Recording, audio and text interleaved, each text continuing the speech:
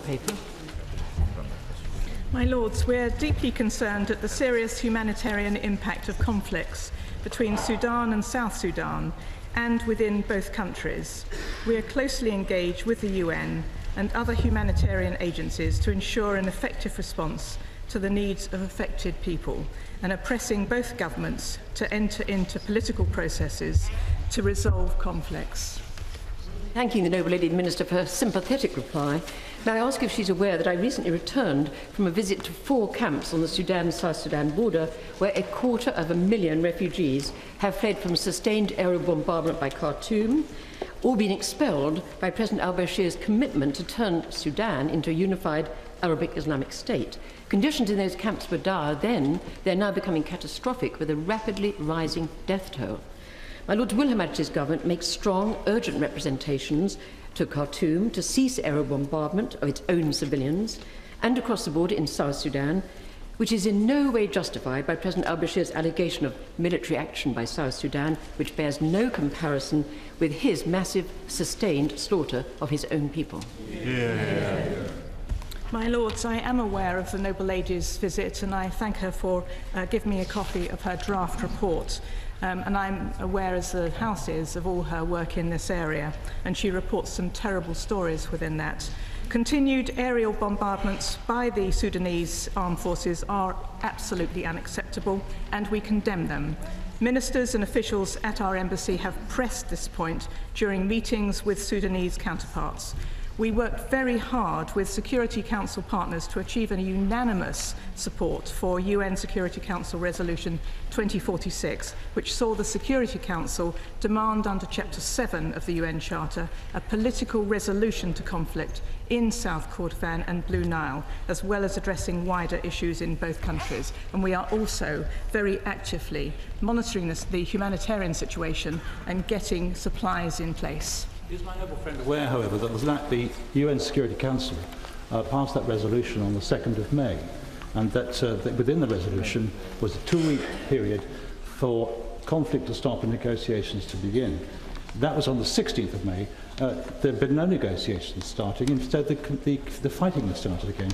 What is the government proposing to suggest to the Security Council and the UN they should do now?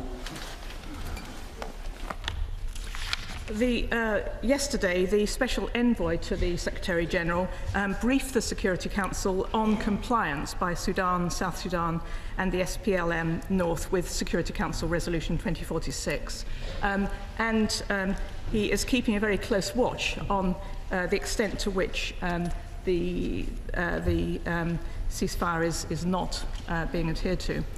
He identified a small window for restarted negotiations between Sudan and South Sudan. President Mbeki is travelling to Khartoum and Juba to engage with the parties and convene a meeting between them as soon as possible. We, the US and France, have confirmed our readiness to consider sanctions if necessary.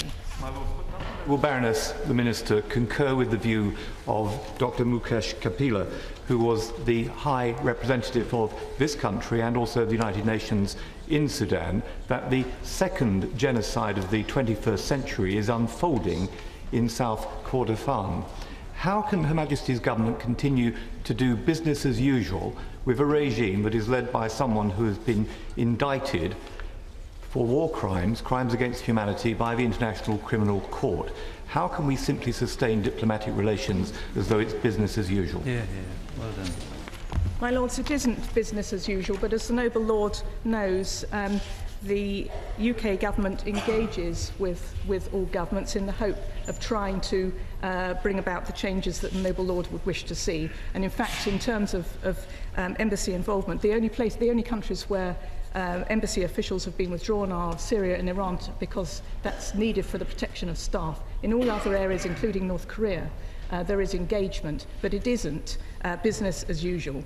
And in terms of the crimes to which the Noble Lords refers, it's very clear that there have been indiscriminate attacks on civilians and war crimes, and indeed President Bashir is indicted by the International Criminal Court. And it's worth bearing in mind too that the case of Charles Taylor, which shows that international criminal justice is not time limited. The Noble Baroness, the Minister, will be aware that DFID has suspended long-term development aid to South Sudan in response to the government's decision to turn off the oil pipeline. But does the Noble Lady recognise the tragic effects of such action for the people of a country which has such desperate needs at this time? And will the government reconsider that decision in the light of the fact that two major donors, the United States and Norway, have not taken such action and will in fact maintain all development assistance, whilst at the same time focusing on dialogue between South Sudan and Sudan? The Noble Lady rightly points to the implications of South Sudan cutting off its oil supplies, which constitutes 98% of its revenue. It is extremely important to bring to the government of South Sudan the implications of that, and that the international community won't simply bail it out. However, of course, DFID is focused very much on humanitarian relief, and that's extremely important. But the important issue here is to try to get the governments in question to negotiate, to talk, and to take forward some of their responsibilities to their civilians. My Lord. The Minister will be aware. My Lords, picking up the point about humanitarian aid, given that children make up half of the population of South Sudan, and the malnutrition rate for children under 5 on the border areas averages between 15 and 22%. Will the Minister please ensure that any UK humanitarian aid specifically supports the health and happiness of the children caught up in this tragedy? The Right Reverend Prelate makes a very good point on what I think is his birthday, so many happy returns. The UK has contributed £10 million to the World Food Programme for general food distributions, and also £15 million to the Common Humanitarian Fund. And we are acutely aware that it is children who are going to be particularly vulnerable in this situation, and therefore the provision that the international community is trying to make is very much focused on their needs. My Lord, the Minister will know that the Chinese government stands in place to maintain the integrity of the delivery of humanitarian aid to the people who are intended to receive it at a time in the future when the application of sanctions may make governments very anxious to acquire it for themselves. All these issues are extremely complex, and the Noble Lord rightly points to the potential impact of sanctions. As far as humanitarian relief is concerned, there's a huge logistical effort that's going on at the moment to get food and other supplies in place, particularly with the onset of the rains coming down the track, and the potential of mass migration, which may result as Noble Lords may be aware.